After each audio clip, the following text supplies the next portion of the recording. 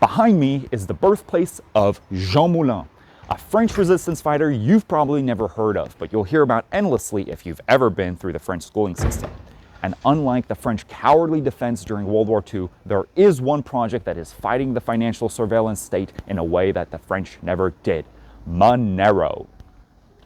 So for those of you who don't know too much about crypto, Monero is essentially a privacy coin that is supposedly untraceable.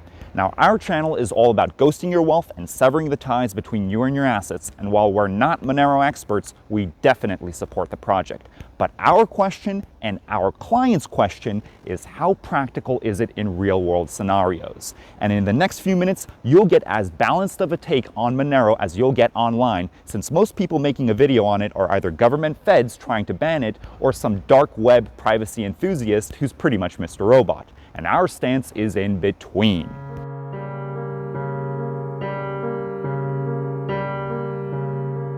So, how does Monero fare in the real world? Well, let's look at what's happening to it right now. Kraken recently delisted Monero for all European users. Binance took it off entirely almost a year ago. Local Monero was shut down a few months ago, and Chainalysis came out with a video supposedly exposing how Monero is traceable. Spoiler alert, the entire video was a scare campaign. Using a VPN or a non-KYC exchange pretty much destroys everything that they unearth. And funnily enough, the IRS actually awarded them a $1.25 million bounty for cracking Monero. Well, the company was a government front anyway, so maybe it was a scam from the very get-go. In fact, what the video proves is that the time and the astronomical money that they had to use in order to trace this Monero transaction means that unless you are a rich man's Pablo Escobar, you have nothing to worry about. And to all of you future privacy coin spin-offs, if the governments are trying to ban you, such as Japan or Australia or South Korea, the UAE, delist you or incentivize hackers to destroy you, chances are you're doing something right.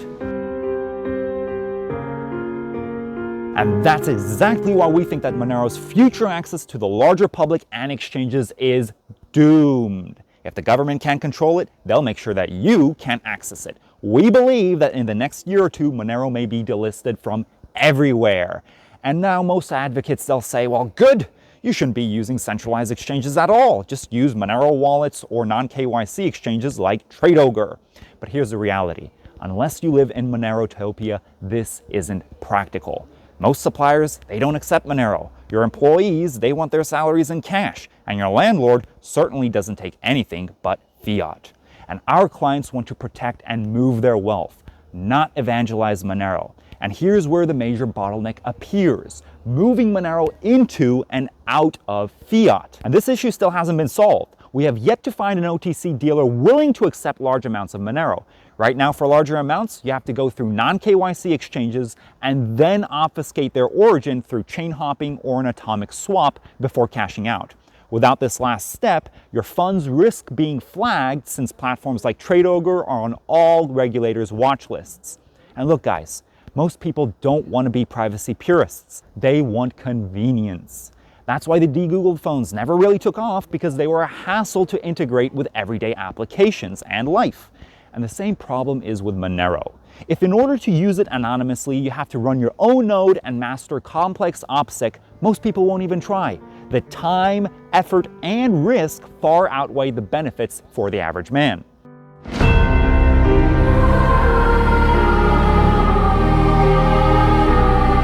For now, the most practical way to move and cash out large amounts of cryptocurrencies anonymously is still with private over-the-counter dealers. They will convert your crypto into a fiat wire and then send it to your bank account without going through centralized exchanges, but finding a reliable one takes time, trust, and contacts.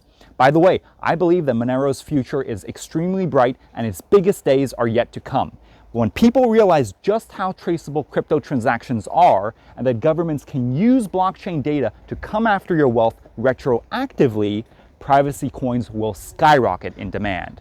Rather than mass adoption, Monero's future will probably be more exclusive, primarily with wealthy individuals who want to navigate around the digital gulag. By the way, if you know an OTC dealer that accepts large amounts of Monero, send us an email and maybe we can work together. That's it though for today's presentation. If you enjoy the content, be sure to subscribe and leave a comment down below. It helps with the YouTube algorithm. I made a previous video on 5 techniques that you can use to ghost yourself in today's financially surveilled state. And that's it though. Till next time, bye-bye.